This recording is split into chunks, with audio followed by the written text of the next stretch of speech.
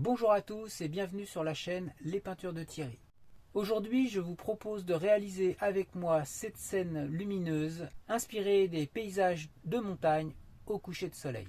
J'avais envie de peindre une lumière douce et apaisante avec une lumière dorée qui se reflète dans l'eau, les montagnes baignées de couleurs chaudes et froides à la fois, et cette petite maison qui apporte un côté chaleureux et accueillant à la composition. Pour cette réalisation, j'ai utilisé des pinceaux et des couteaux afin d'obtenir à la fois de la texture, de la spontanéité et de la lumière.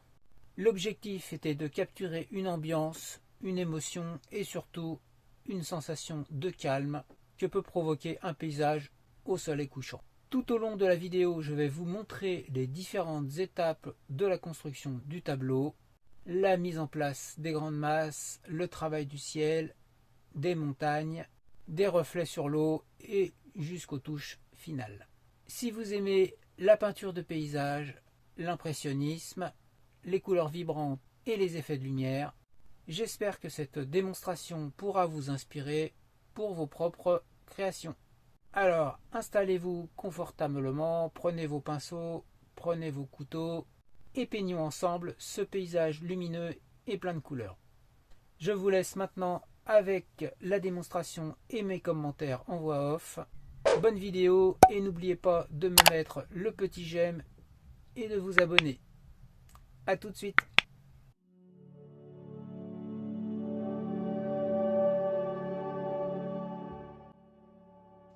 Je commence aujourd'hui par teinter la toile avec une peinture très diluée de terre de sienne brûlée avec un peu d'ocre jaune et beaucoup de diluant. Je cherche simplement à casser la blancheur du support et à installer une première sensation de chaleur.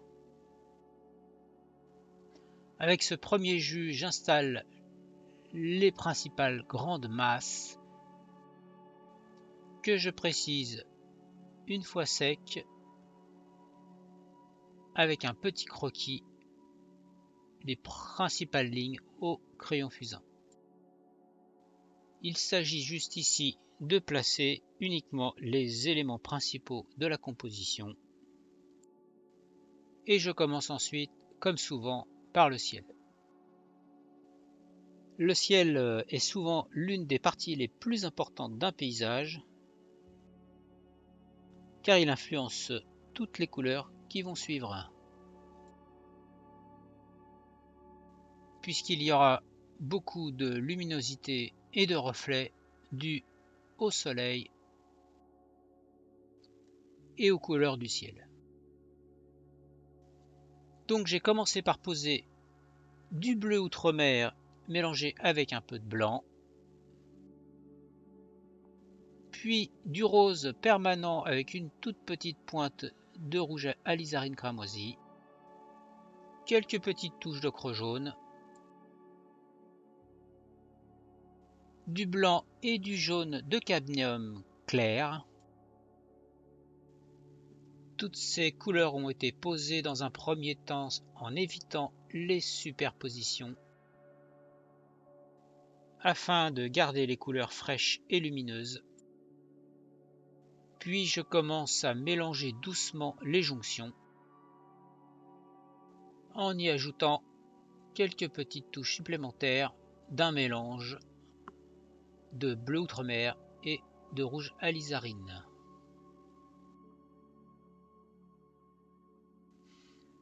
Avec ce petit pinceau, je sculpte un petit peu plus ces nuages.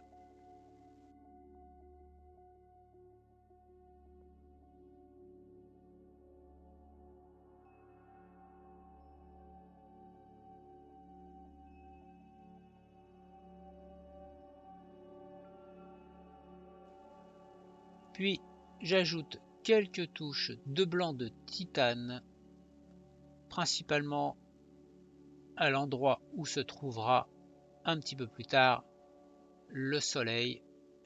J'en profite pour en ajouter également un petit peu partout sur les nuages pour donner un petit peu cet effet de ciel lumineux et perturbé.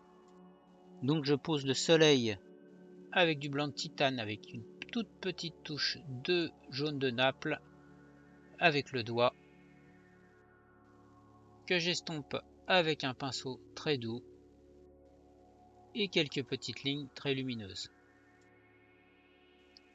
Je passe ensuite aux montagnes. La montagne au milieu, au loin, a été créée avec du violet, de cobalt et du blanc. Cette couleur permet de créer une sensation de profondeur.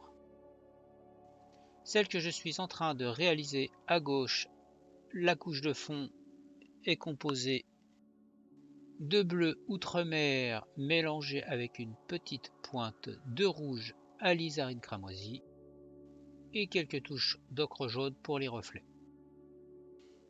Pour ces montagnes, j'utilise donc des couteaux. Ici à droite, toujours de l'outre-mer et une petite pointe de rouge alizarine cramoisie pour cette première couche.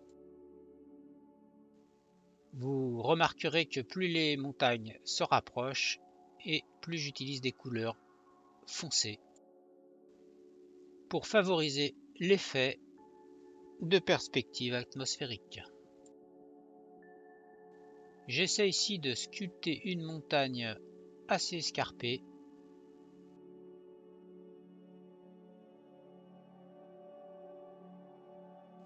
Puis avec un petit couteau, je pose sur le flanc gauche de la montagne des couleurs identiques à celles du ciel. Vous l'avez compris, c'est les reflets du ciel sur la montagne. Donc du rose permanent, un petit peu de rouge alizarine et quelques touches également de jaune de cadmium.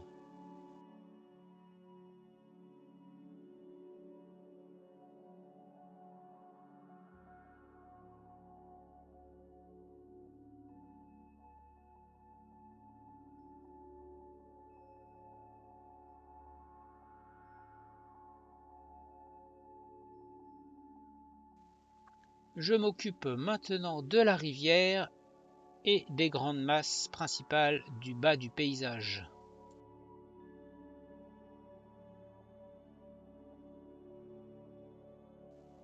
J'ai utilisé pour l'instant du bleu outre-mer et un peu de blanc.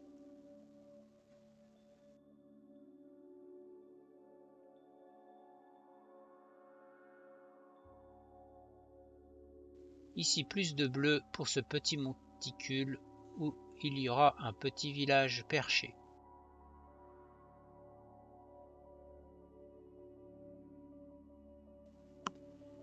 Quelques traces de reflets du ciel sur l'eau et du soleil avec un pinceau éventail que j'estompe doucement avec un pinceau très fin.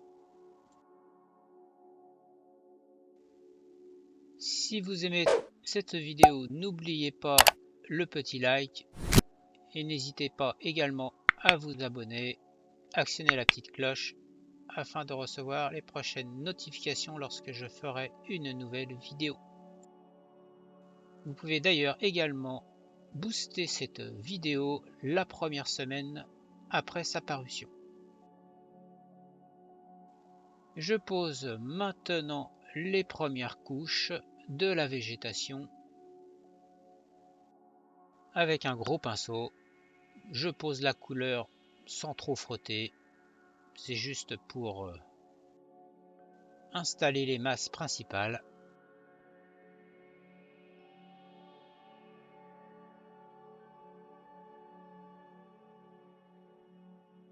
Et avec un petit pinceau plat, je pose également la première couche de fond de la maison principale, du blanc et un soupçon de rose.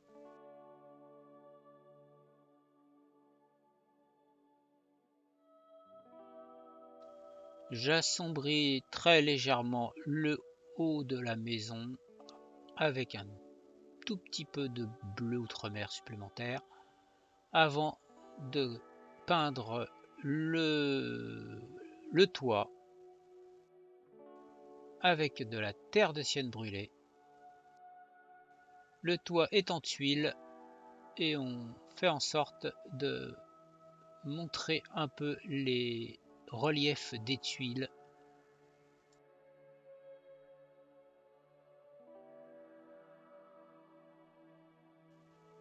Quelques petites touches de végétation sur les côtés de cette petite maison.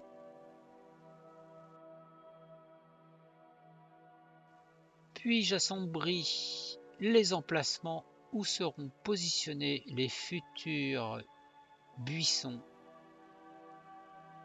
La première couche en fait de ces fameux buissons. Je pose également la couche de fond du chemin avec du blanc et de l'ocre jaune. Et donc après avoir posé toutes ces masses principales, je commence à préciser certains éléments du tableau en commençant par la façade de la maison.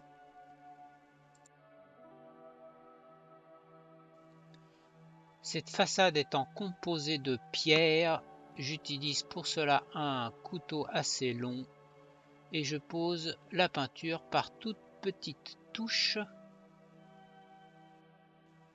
en laissant transparaître la couche de fond. Les différences de couleurs simulent le relief de ces pierres.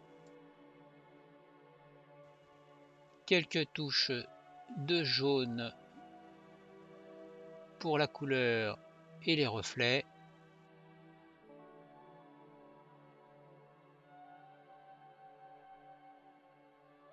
Je contourne l'emplacement de la porte.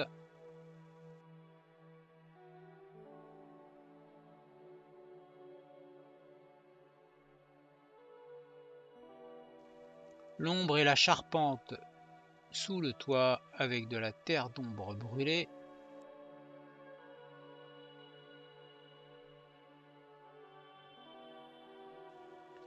Et une petite porte avec du bleu.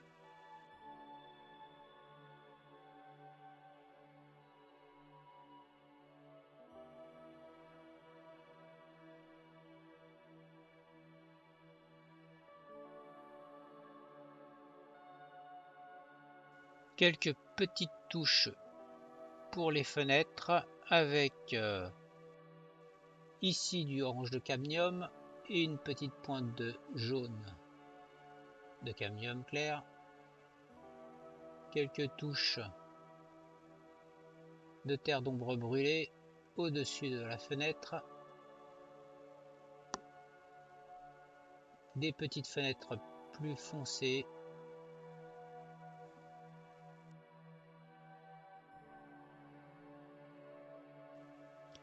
Je pose également quelques pierres autour de la porte.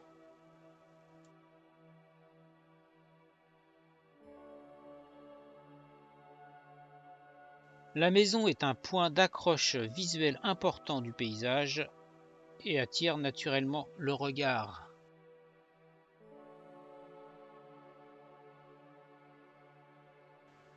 Et donc après avoir terminé cette petite maison, je continue à poser quelques ombres supplémentaires aux endroits où il y aura des bosquets, des buissons. Puis maintenant, avec un gros pinceau, je pose des touches de peinture beaucoup plus claires aux endroits les plus lumineux de ces buissons, là où reflètent les effets du soleil. C'est pour l'instant du jaune de cadmium clair avec un peu de blanc. Donc vous pouvez voir que je pose sans frotter. J'ai également ajouté une petite touche d'huile de lin afin que cette couche ne se mélange pas avec celle du dessous qui n'est pas sèche. De la même façon, quelques légères touches de orange de cadmium et nous rajouterons des couleurs supplémentaires un petit peu plus tard. Pour l'instant, on s'attarde à poser les pierres du chemin qui mène à la maison. Du blanc de titane avec une petite pointe de jaune de Naples avec un couteau arrondi. Puis quelques ombres que forment les pierres avec le sol.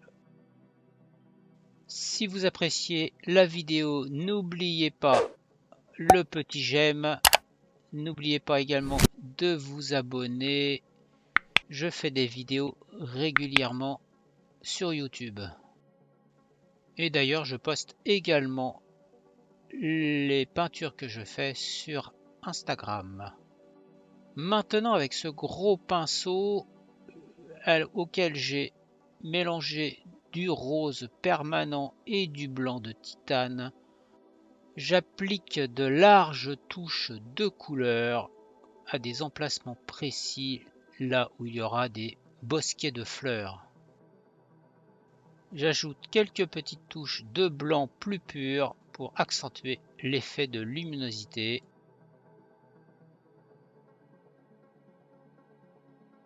Et avec le même couteau arrondi que pour le chemin, je forme quelques pierres, quelques rochers, avec un mélange de blanc, de bleu outre-mer et une petite pointe de gris de penne. Je pose ces pierres avec un petit mouvement de droite à gauche. Je pose là maintenant la deuxième couche plus sombre, plus vers le bas des rochers, et la couche plus éclairée par le soleil en haut des rochers avec du blanc et une petite pointe de jaune de Naples. Ces rochers contribuent à structurer la composition.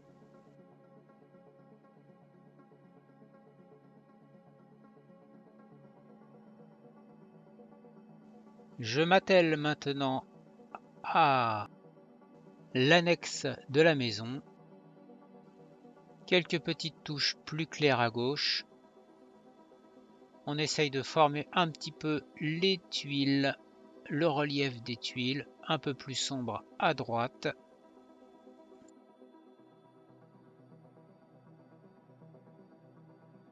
L'ombre du bas du toit avec de la terre d'ombre brûlée.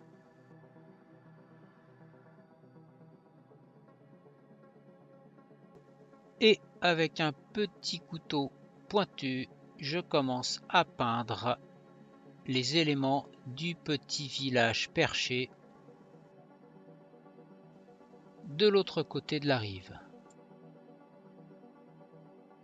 Alors, il ne s'agit pas, bien entendu, de peindre des détails, mais de donner une sensation visuelle d'un village avec quelques ombres que l'on verrait de très loin. Pour cela, j'applique des couleurs très claires à droite des façades pour représenter la luminosité du soleil, quelques touches beaucoup plus sombres à gauche et également quelques petites pointes de rouge alizarine pour les toits.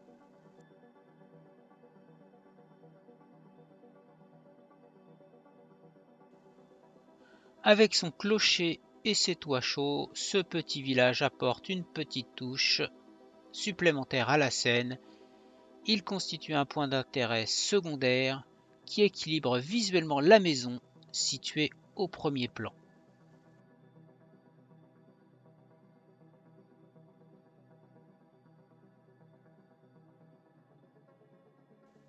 Il renforce également l'impression de distance et permet de mesurer l'immensité du paysage qui l'entoure.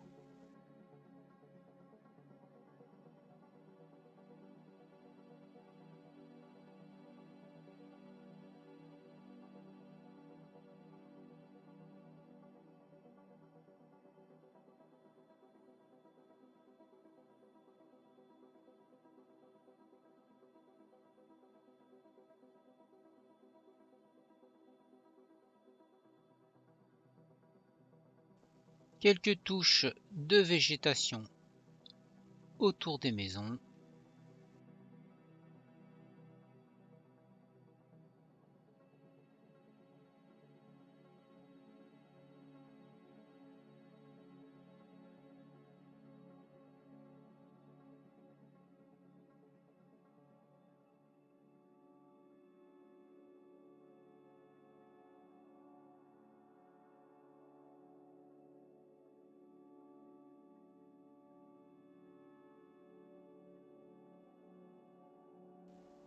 Ne pas oublier les reflets dans l'eau.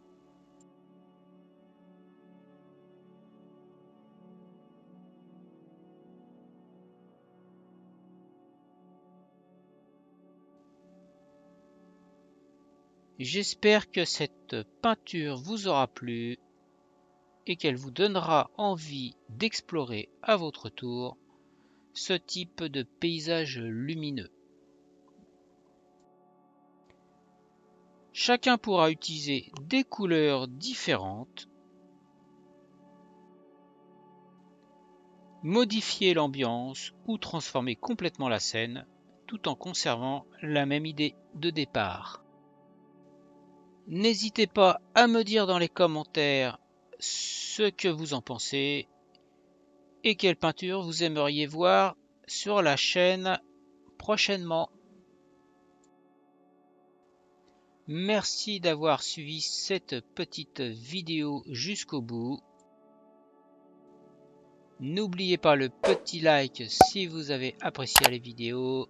N'hésitez pas à vous abonner, à commenter, à partager sur vos réseaux sociaux et à booster la vidéo la première semaine après la publication. À très bientôt pour une nouvelle vidéo, une nouvelle peinture. Et bonne création à tous. Salut, salut!